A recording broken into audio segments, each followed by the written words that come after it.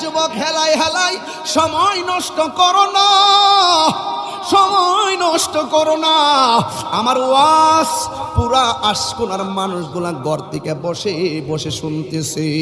চাষটুলের মধ্যে বসে যান, সিএনজির মধ্যে বসে যান, যেই অটোগুলা দাঁড়িয়ে আছে সেখানে বসে যান, হাটে ঘাটে দোকানপাটে বসে বসে আজকের ঢাকার আশকোনা 49 নং ওয়ার্ডের কাউন্সিলর মহোদয়কে নিয়ে বলছি, আপনারা যার যার বাসা থেকে আমাদের ওয়াজ শুনুন।